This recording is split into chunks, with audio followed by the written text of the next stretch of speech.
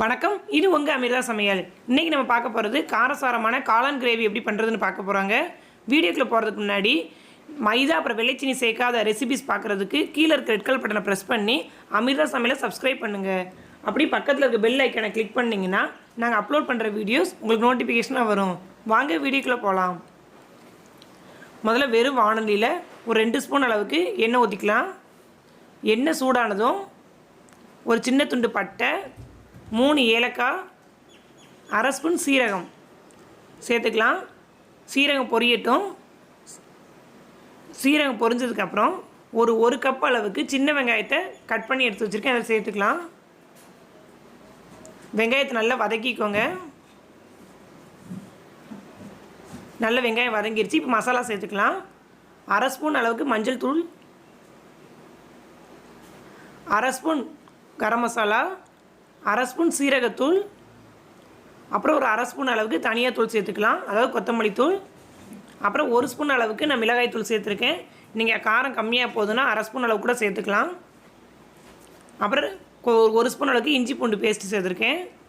2 பச்சை மிளகாவை நீல வாக்கில் கட் பண்ணி சேர்த்துருக்கேன். காரம் வந்து உங்களோட விருப்பம் தாங்க, அதனால் நீங்கள் ஒரு மிளகா கூட போகுதுனாலும் போதும். இப்போ எல்லாத்தையும் நல்லா வதக்கிக்கலாம் மசாலாவை. இப்போ தேவையான உப்பு சேர்த்துக்கோங்க. உப்பை நல்லா பெரட்டி விட்டுருங்க. இப்போ வதங்கினதுக்கப்புறம் ஒரு முழு பழுத்த தக்காளியை கட் பண்ணி எடுத்து வச்சுருக்கேன், அதை சேர்த்துக்கலாம்.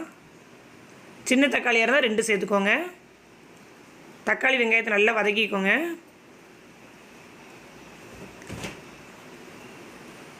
இப்போ கருவேப்பிலை சேர்த்துக்கலாம்.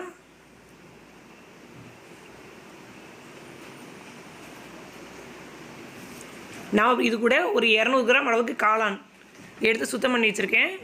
கழுவிட்டு உடனே கட் பண்ணிடுங்க, அதை சேர்த்துக்கலாம். காளானை வந்து முதல்ல கழுவி வச்சிடக்கூடாது, அப்புறம் ஒன்று கலர் மாறிடும். இப்போ இதை நல்லா வதக்கிக்கோங்க. தண்ணி எதுவும் சேர்க்க வேண்டாம். நல்லா பிரட்டி விட்டுருங்க. மசாலா நல்லா பட்டுருச்சு. இப்போ வந்து நம்ம ஒரு மூடி வச்சிடலாம். ஒரு 2 நிமிஷம் ஆகட்டும். அப்போ தான் காளான் உள்ள தண்ணியெலாம் பிரிஞ்சு வரும். 2 நிமிஷம் ஆயிடுச்சு. இப்போ ஓப்பன் பண்ணி பார்க்கலாம்.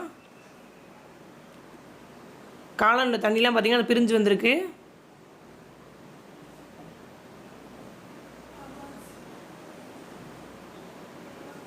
இப்போ நம்ம இன்னும் கொஞ்சம் தண்ணி தேவைன்னா இன்னும் கொஞ்சம் தண்ணி சேர்த்துக்கலாம்.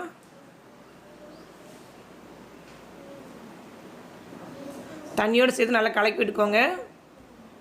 இன்னும் 2 நிமிஷம் அடுப்புலேயே இருக்கட்டும். நம்ம மூடி வச்சிடலாம். 2 நிமிஷம் கழித்து பார்க்கலாம். அவ்வளோதான், நம்மளோட டேஸ்ட்டான காளான் கிரேவி ரெடி ஆயிடுச்சு.